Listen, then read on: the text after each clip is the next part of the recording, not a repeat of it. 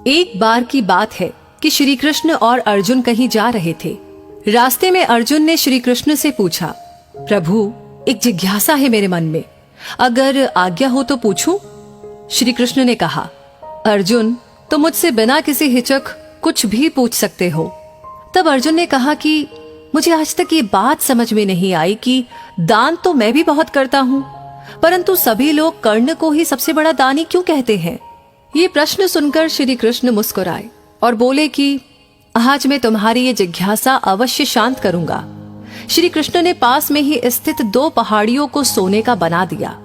इसके बाद वो अर्जुन से बोले कि हे अर्जुन, इन दोनों सोने की पहाड़ियों को तुम आसपास के गांव वालों में बांट दो। अर्जुन प्रभु से आज्ञा लेकर तुरंत ही ये काम करने के लिए चल दिया। उसने सभी गांव वालों को बुलाया। उसने कहा कि वो लोग पंक्ति बना ले, अब मैं आपको सोना बांटूंगा, और सोना बांटना शुरू कर दिया।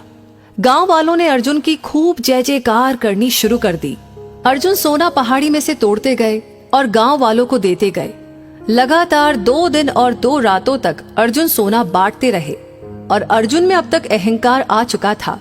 गांव के लोग वापस आकर दोबारा से लाइन में लगने लगे थे। इतने समय पश्चात अर्जुन काफी थक चुके थे। जिन सोने की पहाड़ियों से अर्जुन सोना तोड़ रहे थे, उन दोनों पहाड़ियों के आकार में जरा भी कमी नहीं आई थी। उन्होंने श्री कृष्ण जी से कहा कि अब मुझसे ये काम और न हो सकेगा, मुझे थोड़ा विश्राम चाहिए। प्रभु ने कहा कि ठीक है, तुम अब विश्राम करो, और उन्होंने अब कर्ण को बुला लिया। उन्होंने कर्ण से कहा कि इन दोनों पहाड़ियों का सोना इन गांव वालों में बांट दो। कर्ण तुरंत सोना बांटने चल दिए। उन्होंने गांव वालों को बुलाया और उनसे कहा, ये सोना आप लोगों का है, जिसको जितना सोना चाहिए वो यहाँ से ले जाए। ऐसा कहकर कर्ण वहां से चले गए।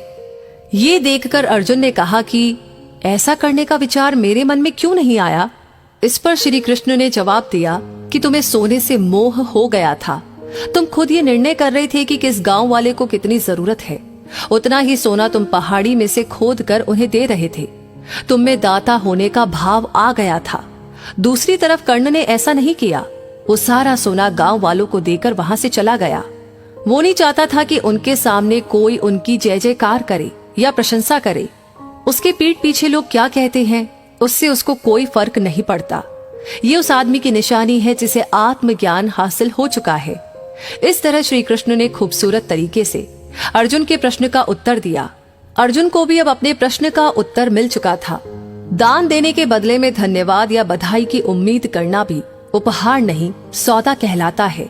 यदि हम किसी को कुछ दान या सहयोग करना चाहते हैं तो हमें ये बिना किसी उम्मीद या आशा के करना चाहिए, ताकि ये हमारा सत्कर्म हो, न कि हमारा अहंकार। इस कहानी के बारे में आप क्या कहना चाहते हैं, हमें कमेंट बॉक्स में लिख करके जरूर शेयर करें। और ऐसी कहानियां आगे सुनने के लिए हमारे पेज को फॉलो करना बिल्कुल ना भूलें। साथ ही साथ आपने ऑलरेडी लाइक कर दिया है तो प्लीज इसे शेयर जरूर करें। धन्यवाद।